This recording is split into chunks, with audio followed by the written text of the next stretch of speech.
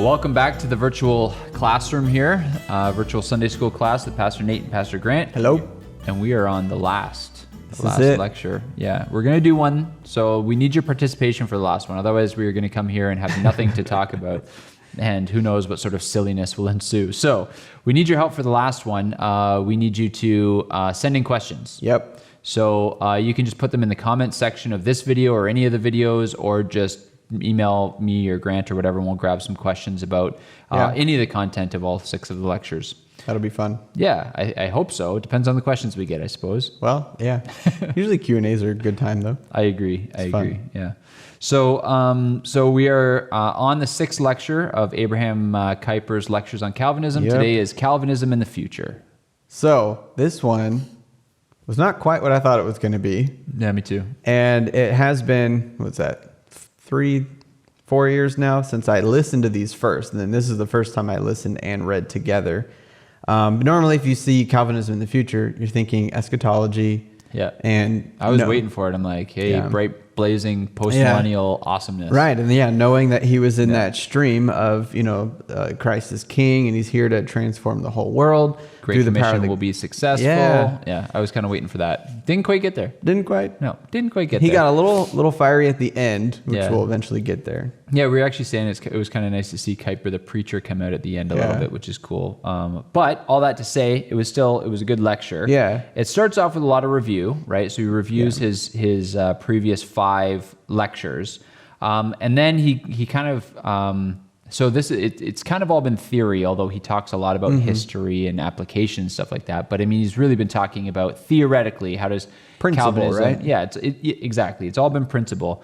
And so then what he does is he says, okay, so what's going on now, and how can this world and life view of Calvinism affect the future? Right. So that's where he goes after he kind of does a bunch of summary. Yeah, and the only little thing I highlighted here on the beginning of the lecture, this is page 171, was he just says, a new Calvinistic development needed by the wants of the future. So he kind of assumes this, he kind of assumes that everybody wants the future to be better than right now. Right. And definitely better than, terrible times in the past. That assumes everybody wants a progressively better tomorrow. Right. Which I guess is kind of post-millennial at its heart, right? Is this idea of progression. Yeah.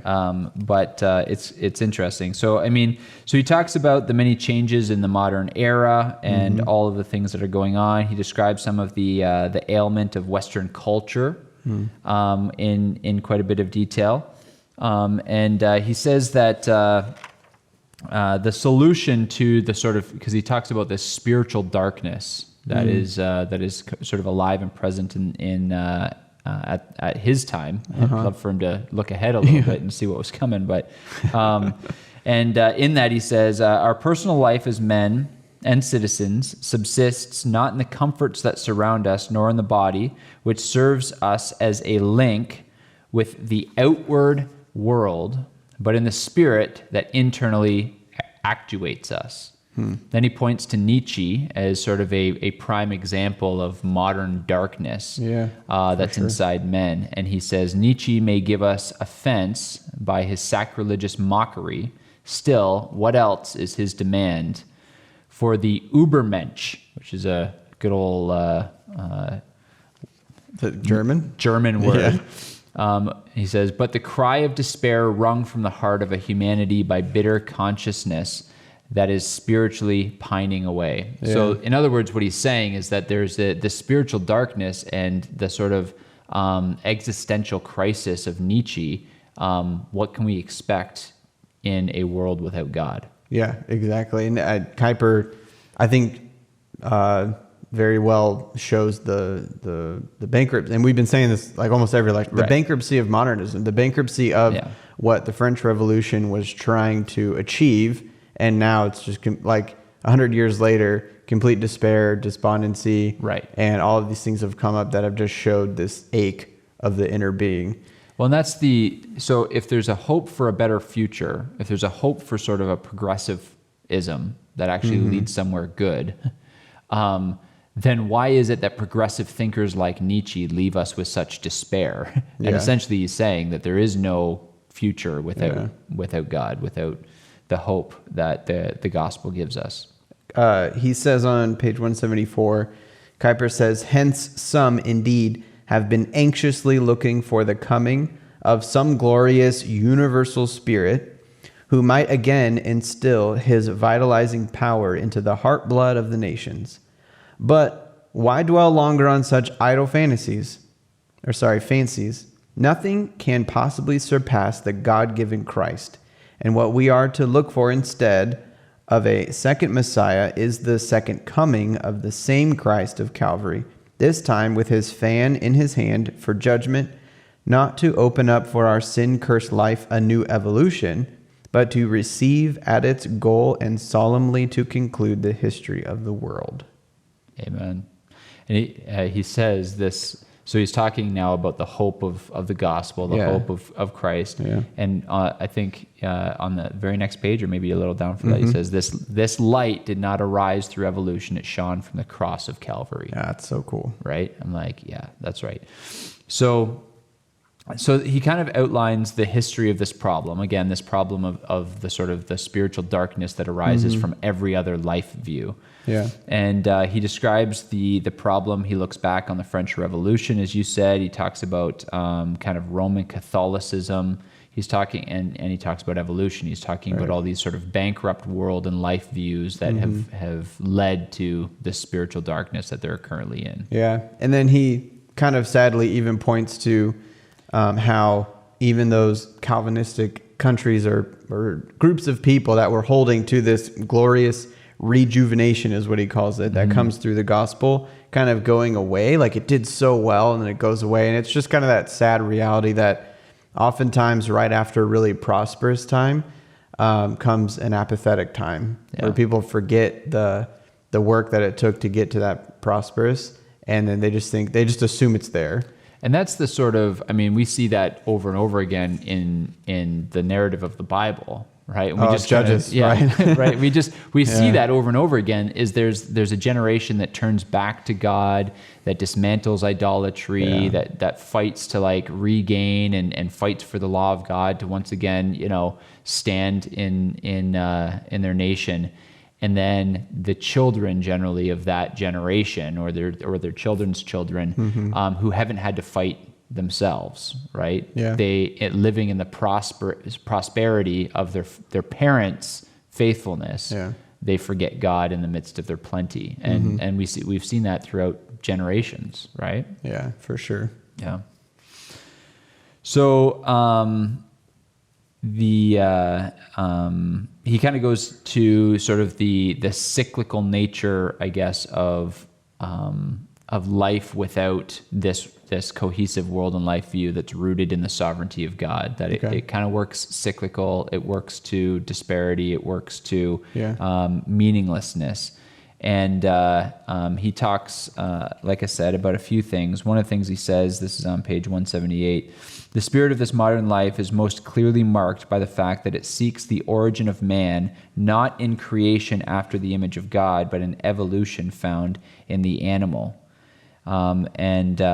So he's basically saying, like, how can a world and life view that starts not with the creation of man in the image of a sovereign God, but with a sort of the cosmic accident, produce anything except suffering? Is it really a surprise that what it produces is a chaos of your life, of your feelings, of your thoughts, of your social structures? Like all of it ends up in chaos. Yeah.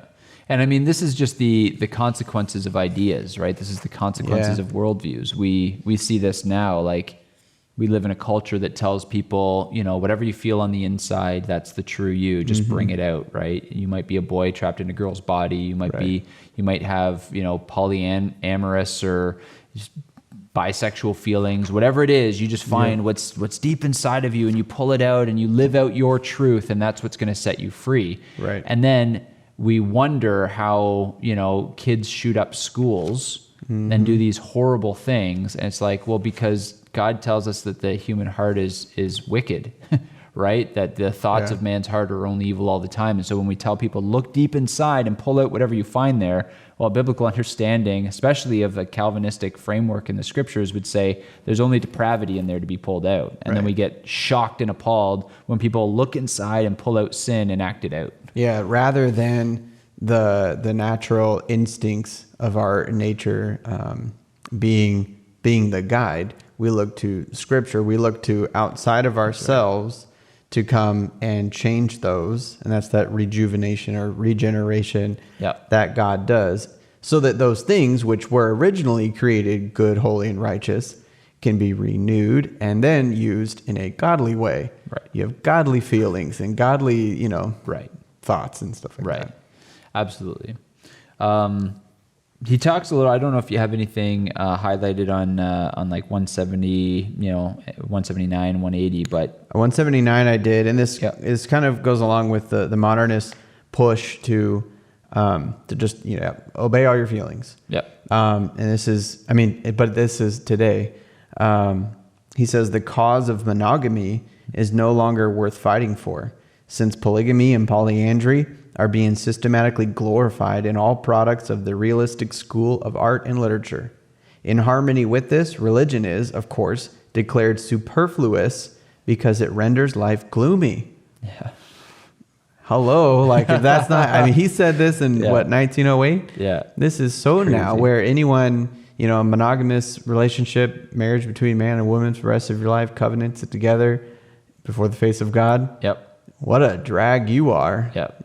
But of course, when we do life God's way, though, it brings that deeper joy, deeper fulfillment, satisfaction that the world, look at them.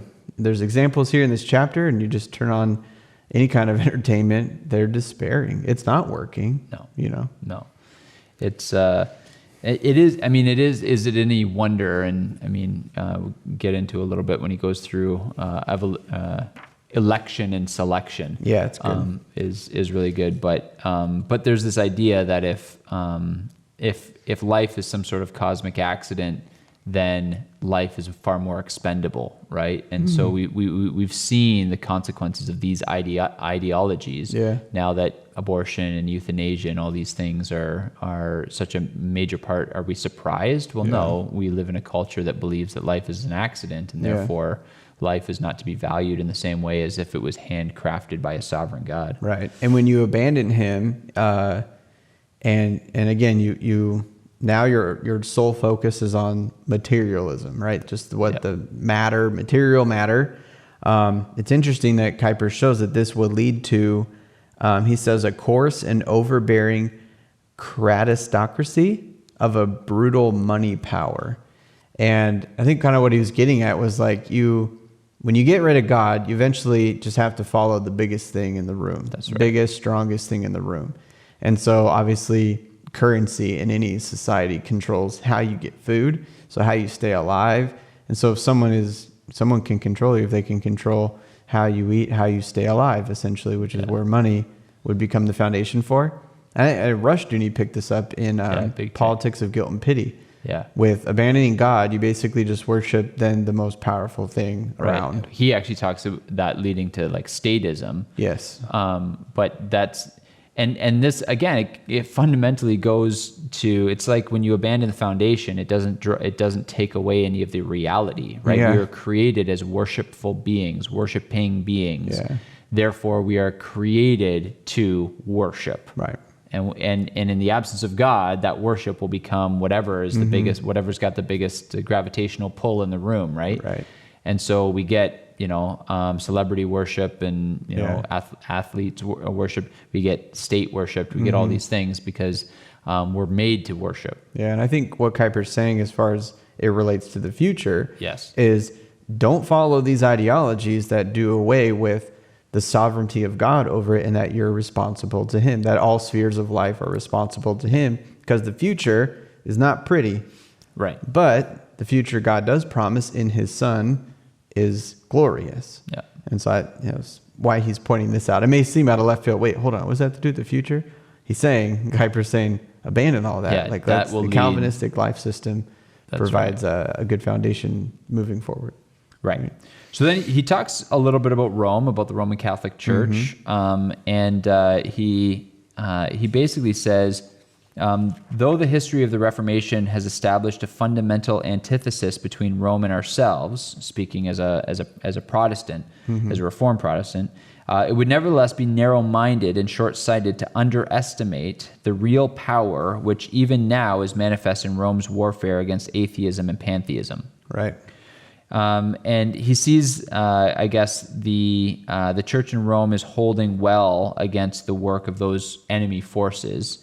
And he does acknowledge, I guess, many points can't be reconciled between Protestants and Roman Catholics, but that these are some common enemies they're fighting together. Yeah, because the Catholic Church still maintains, he says at the bottom of 183, the Trinity, the deity of Christ, the cross as an atoning sacrifice, the scriptures as the word of God, and the Ten Commandments as a divinely imposed rule of life. Right. Yeah, we have a lot of common ground, good common ground. The historic creeds of the church we hold in common with the Roman Catholic Church. Yes, there are many differences, many big differences. But as far as attacking atheism, or that fight against atheism, not attacking them, but we're locked arm in arm, right? It's interesting too. I don't want to get too off topic, but just, you and I have talked a lot about how a pastor and theologian that we really like, Doug Wilson, has often been sort of attacked or I'll say just criticized for I guess his inclusiveness of the Catholic Church. And I think he understands better than we do the difference between allies and co-belligerents and that sort of thing, right? Like even with some of the things going on in the world right now, and you think about some of the other world systems that would also be against the degradation of religious freedoms, right? We can't, as Christians, I guess my point is, always be defined by the fact that we're fighting against everything and everyone. We have to prioritize our enemies. And I guess what Kuyper is saying is Rome, there is some problems there. But Rome isn't the main enemy here. Atheism, secularism, modernism, these are bigger enemies, bigger fish to fry. Yeah, and Kuyper in this chapter, I don't know if it's in this section that we're talking about here, but he even says, I'm not about just copying what we do here, just everywhere, and just making everyone look the same. That differences are good. Differentiation in this world is a good thing. Right. It doesn't need to all be one unified, standard. And so it's a good thing to remind yourself that you have these commonalities and which ones are fundamental. Because that way it just guards you against kind of being, what's the word I'm looking for? Just where you only look at your only camp as the only good camp, and no one else has it right. There's probably a better word that you're thinking of. Probably. It's somewhere in there.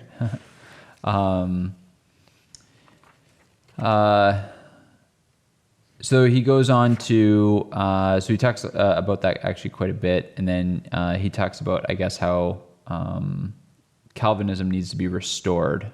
So 184 is when he starts comparing North America and South America. Oh, yeah. Let's talk about that a little bit. So again, we're thinking about what fundamental life thought system is going to help us, in the future and he has in mind education, commerce, politics, church, science, art. We've seen that, right? He has everything in mind. And it's interesting that he compares North America to South America, because the Catholic Church pretty much planted churches all over South America. And if you think of Brazil or Argentina and a lot of these South American countries, very Catholic. Right? It's the predominant religion down there.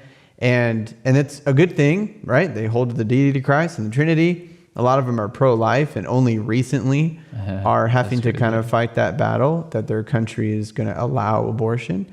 And we're like, man, we're 50 years in. Like, seriously. But Kuyper, in 1908 at least, sees that the Calvinistic life system thought came to North America, and it just blew up the success and the prosperity of the continent.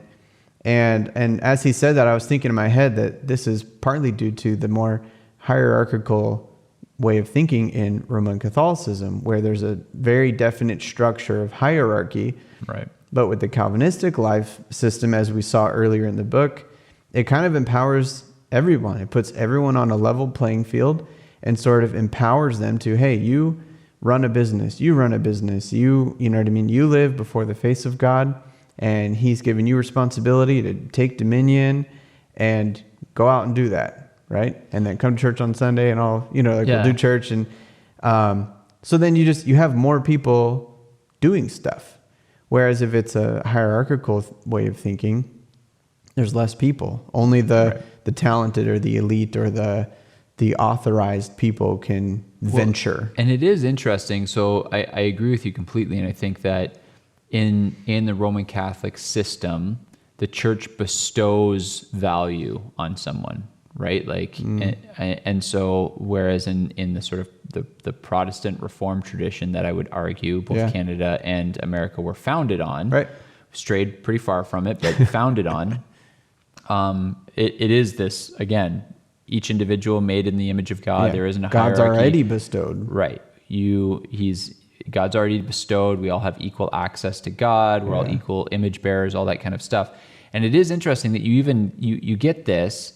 So like you said, this is over 100 years ago now, and we would still look. I mean, I get it. Canada and US have fallen pretty far, but I mean, you're looking 8 decades past where he's looking and you're going, this is still absolutely true. Right. Even, 12 decades past, this is still, very true, where you have the poor and the destitute from South America who try to immigrate as hard as they can to get up to what they call, the land of opportunity, right? The place where you come, you work hard, and your hard work is rewarded because there's freedom for everybody to advance. And I get that, things have obviously gone awry a little since then. And maybe not as free right now. Not quite as free and not quite as much opportunity, but that holds true for many, many, many decades. That's true. It's really good. Okay. So it is interesting. He talks about, this is just a good quote. He says, "Ye yourselves have no right to make a stand on Protestantism, for after Protestantism came modernism." And then he goes on and objects by saying that modernism was not a forward movement at all, that it was not really the future of Protestantism. He says, "What modernism offers us is not modern, but rather a very, very antique, not posterior, but anterior to Protestantism, reaching back to Stoa and Epicurus." Yeah. And so there's this idea that, like we would say, okay, out of the sort of archaic religion, came modernism. And he's like, actually, it's kind of working backwards to some of the world and life views that already have failed. Yeah, I think right after that spot in the chapter 2, he then just says modernism is just another form of old paganism. Right. It's just worshiping creation, worshiping self, or what we've seen this before. Yeah, it doesn't work. Right. So he talks about how Calvinism has to be restored. Yep. And he says there's 2 tendencies to avoid here, right? Being practical or mystical in character. Yes. Yeah. Do you have a quote for that? The very beginning he says, "Only along the lines of Protestantism, therefore, can a successful advance be attempted. Right. And on those lines, indeed, salvation is sought at present by 2 different tendencies, both of which must lead to bitter disappointment." One of those is practical. And that just popped in my head, social gospel, which came in full force about 20 years after Kuyper did these, which is basically and he gets into this really. Yeah. Doctrine is not that important. Dogma is not important. What's important is just works. What you do. Your works. What do you do? But then I think it was Machen.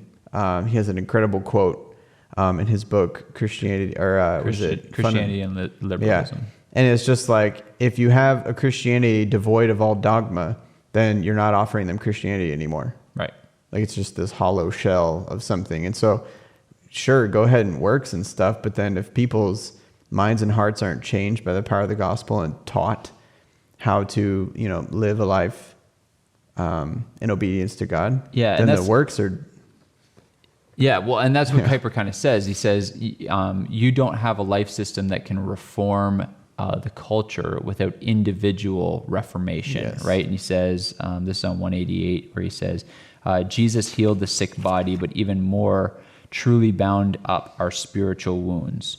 And he's talking about basically the need for each person who's going to reform society to have what he calls a great inward renewal that must happen to every individual. That's good. Right? So without regeneration, there's no societal reformation. Yeah. And then he says at the end of this, this section about this tendency towards mysticism in our Christianity, he said, what is worse, history proves that all one-sided mysticism has always become morbid. Yeah. And holy moly, do we see that even in Big Eva Christianity today, and he continues, and has ultimately degenerated into a mysticism of the flesh, astounding the world with its moral infamy.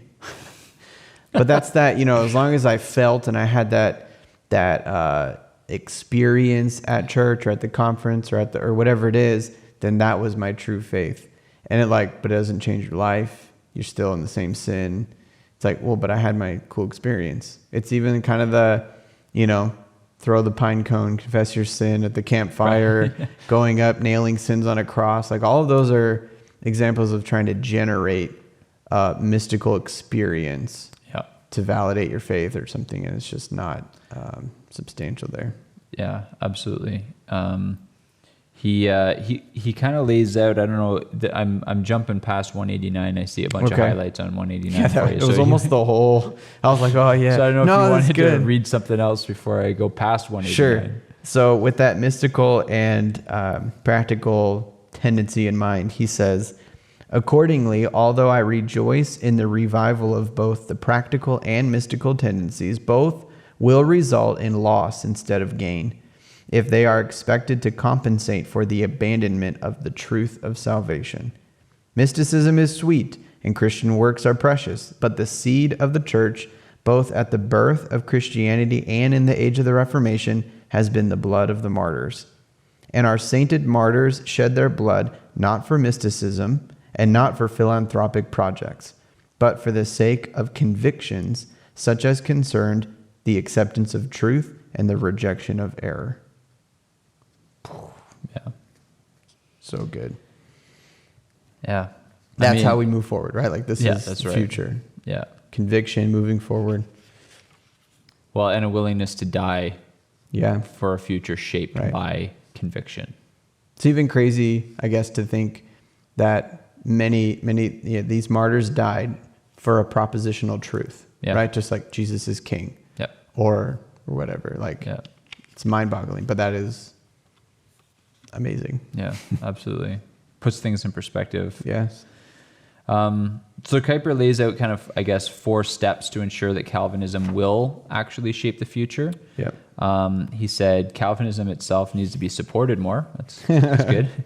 I'm a fan. Calvinism must be a central subject of study. Nice. Christians have to apply Calvinism to our time, and churches that confess Calvinism must not be ashamed of their confession. And I thought that was a really key point. Yeah. And I was thinking about that because even one of the questions you might ask is for our Q&A next week is about the term Calvinism and whether or not it's helpful. And we've heard a lot of that, even in our own church, of people who I would say are Calvinistic in their understanding of soteriology and how God saves. But there is this sort of apprehension sometimes of the phrase, and there's this sort of apology of, hey, I know it's a tough truth, but God is sovereign. It's like there's a rejoicing and a glory in it that Kuyper has, that he's basically saying if Calvinism is going to shape our future, if the sovereignty of God is going to shape our future, then we have to embrace it, not be ashamed of it. Yeah. Well, and I like that he says teach the church, study this, because that's what will dispel straw men as well. That's right. So there are definitely Calvinists out there that you wish would stop talking. Those are out there. Yeah, for sure. But if you teach, you know what I mean? We always can imagine or make assumptions or something like that. But it's when you learn and study your Bible and Calvin. Yep. You know, at one point I remember thinking, I really just need to read the guy myself. And I find it really easy to read, really easy to understand, and very clear and helpful. Yeah. You know what I mean? It's not quite the straw man that people make it out to be. Definitely when not. you read Calvin. Yeah. Well, and I mean, we can go into some of those if you have any. Hey, I've had somebody say this about Calvinism. That's definitely good subject matter for our Q&A. So there was a really sad portion on page 193. Yeah, what was that? It was him praising America for all these wonderful things. Yeah. And the only thing I have highlighted right here is freedom of conscience. You're unlimited, he says, America, and their unlimited regard for freedom of conscience. I'm like, Kuyper. Oh, if only you could see the future. Well, I mean, he said if Calvinism is going to shape the future, and it didn't, because people didn't adhere to they got these things. Ashamed of it or whatever. Exactly. But 193, the whole thing, I'm just like, oh. Yeah. So he does that.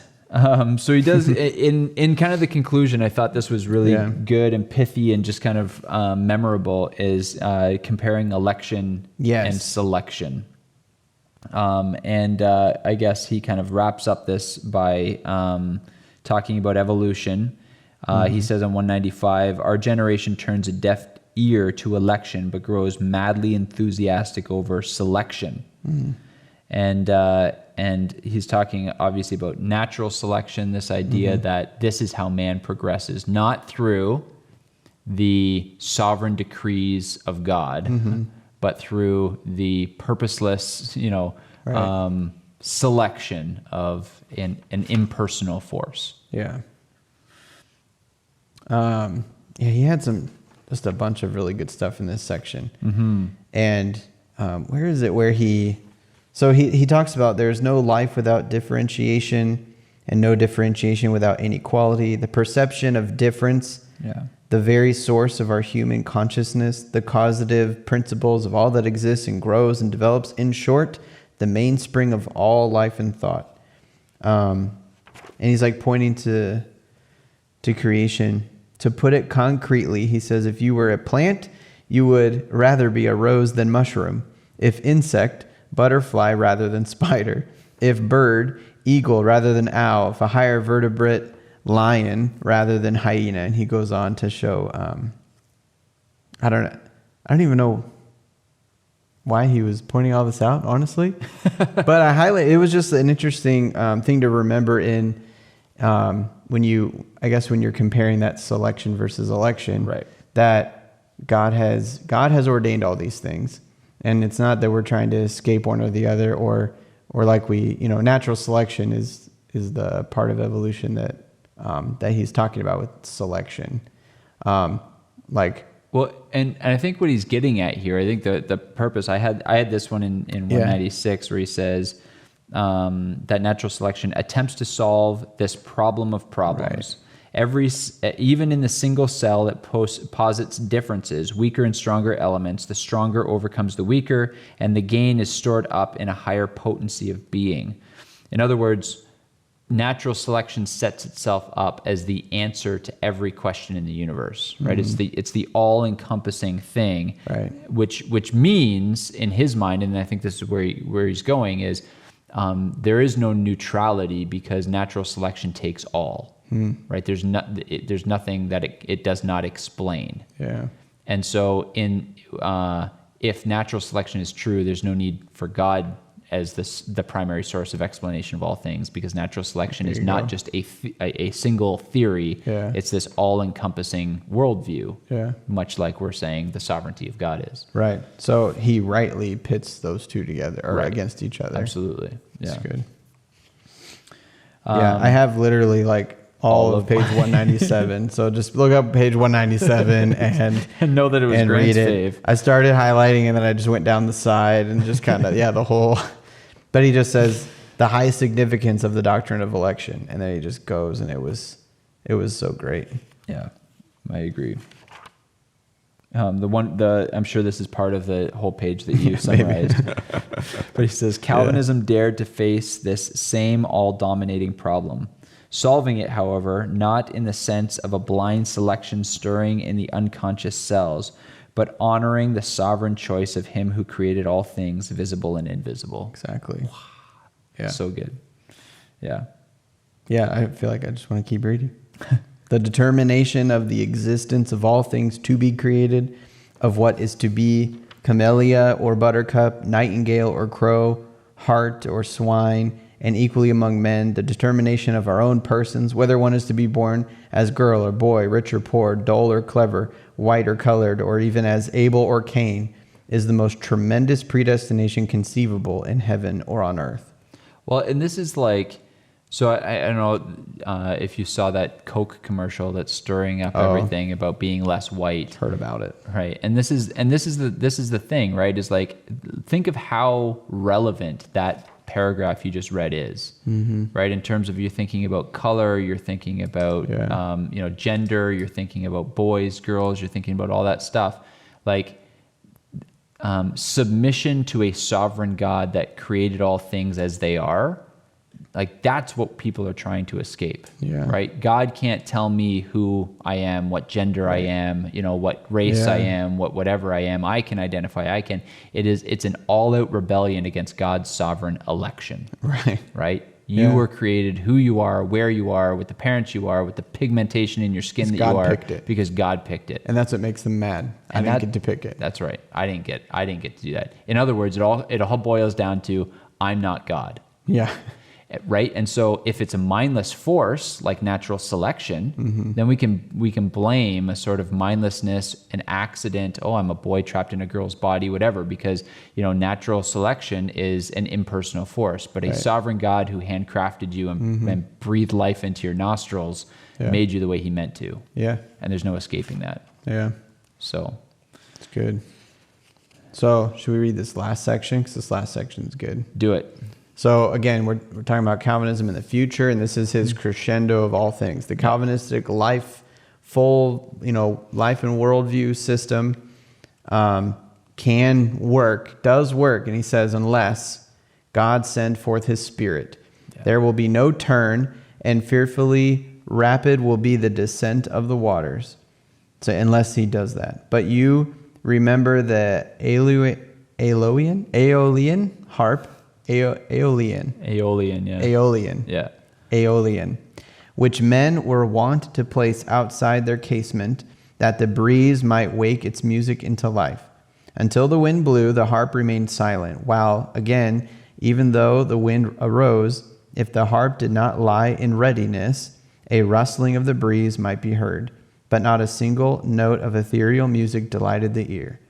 Now, let Calvinism be nothing but such an Aeolian harp, absolutely powerless, as it is, without the quickening Spirit of God.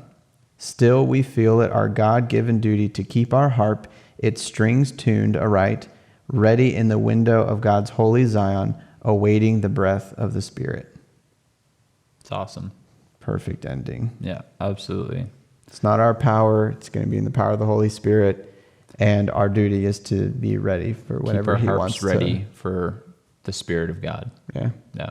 It's a great, and I think that's the, just as a kind of practical application to this, we've been talking, obviously this year has been crazy, and you hear all kinds of pastors, talking about, I really need to teach through Romans 13. I need to do this, I need to do that. And it's like, this is why during these times we get our harps ready, right? We study, we invest, we think through, we postulate all these things, because when these things happen, and make no mistake, all of the difficulty of this past year has been by the sovereign hand of God, right? We cannot believe in any of this if we don't believe in that. Right.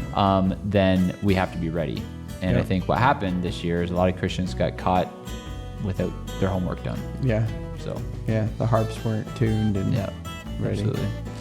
Well, that's the end of the 6 lectures. I hope you enjoyed them. Yeah. And if you have questions about them, we would love to answer them next week when we come back to Garage Mahal and do a little bit more recording. Thank Dave, by the way, for doing all this recording and editing and stuff for us. Dave's a champ. Big time. And send us your questions. See you next time. Bye.